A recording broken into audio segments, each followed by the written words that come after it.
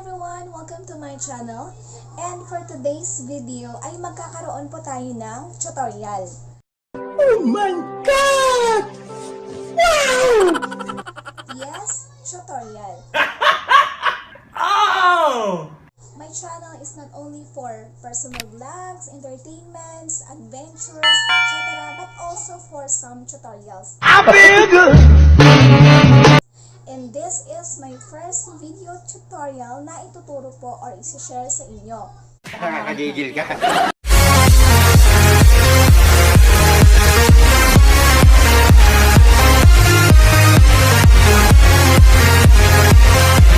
So, napakasimple lang naman. Ang kailangan po natin gawin ngayon or ang ituturo ko sa inyo ay kung paano ma-remove ang KineMaster watermark ng napaka-simple. So, ang kailangan mo lang gawin ay patapusin ang video kong ito at para masundan ang steps na gagawin natin. Okay? So, before we start, please don't forget to like and subscribe para lagi kang updated sa mga videos na ina-upload ko.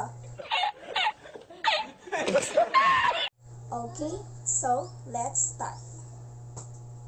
Hi everyone! Again, welcome to my channel. So, before po tayo mag-proceed sa ating tutorial, gusto ko munang balikan ang ating KineMaster apps na downloaded from Play Store. So, para makita natin ang before and after natin. Okay? So, open natin to. Ayan. Natin ang isa sa mga video. Open natin to. Ayan. So, makikita po natin dito yung watermark KineMaster. Then, sa gilid, kung mapapansin natin, meron ding arrow dyan. Merong merong delete icon dyan. So, kung i-click natin yan, ayan, so lalabas po meron niyang bayad. So, para makuha natin or ma-remove natin ang watermark KineMaster ng libre, start na tayo, okay? So, close muna natin to. Punta pa tayo sa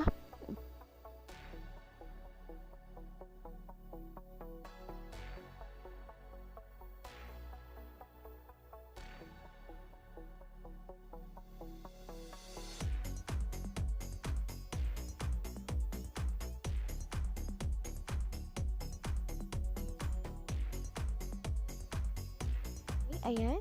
So, i-click natin itong download now. Ayan, so download. Alright. Sa akin, may lumabas ng open sa baba. So, i-click ko na to dahil meron na po ako na-download kanina. So, open natin. So, install lang natin. Ayan, so antayin lang po natin na ma-install siya.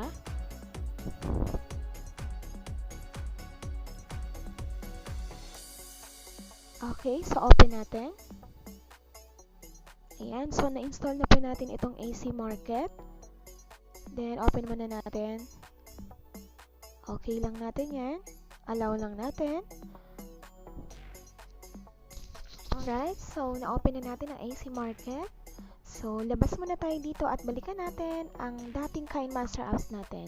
So, ang gagawin natin dito ay i-uninstall natin yan para maka-download tayo ng bagong KineMaster mula sa AC Market. Okay, so balik tayo sa AC Market. Then, search natin ang KineMaster. Okay, KineMaster. Alright, so nandito na tayo ngayon. Kung mapapansin po natin sa gilid, ayan, click natin yan. May mga version po siya. So, pipili tayo ng mga version na gusto nating i-download. So, ang pipiliin ko, itong nasa taas. Ayan. So, click lang natin. Ito. Download. So, free download. Okay lang natin yan.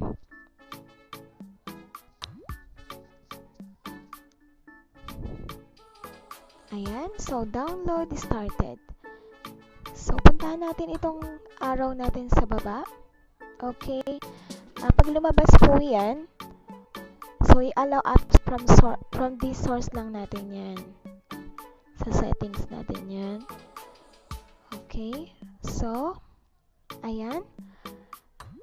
Meron na akong KineMaster na na-download. So, kailangan ko dito ay i-install ko na lang siya. So, kapag sa inyo po ay wala pa, so i-install nyo lang po yan. Ayan. So, i-open ko na siya. Okay. Alright. So, ito na po yung ating bagong KineMaster downloaded from AC Market.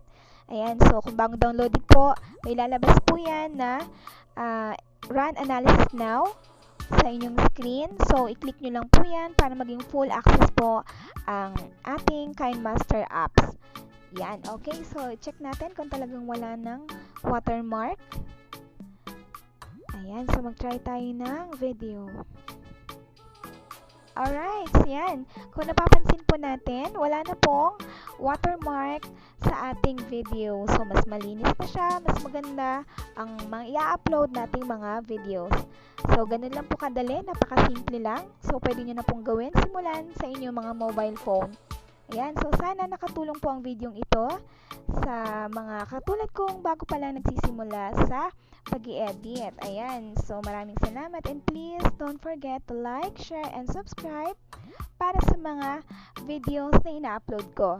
Alright. So, maraming salamat and see you on my next video. Thank you. Bye-bye.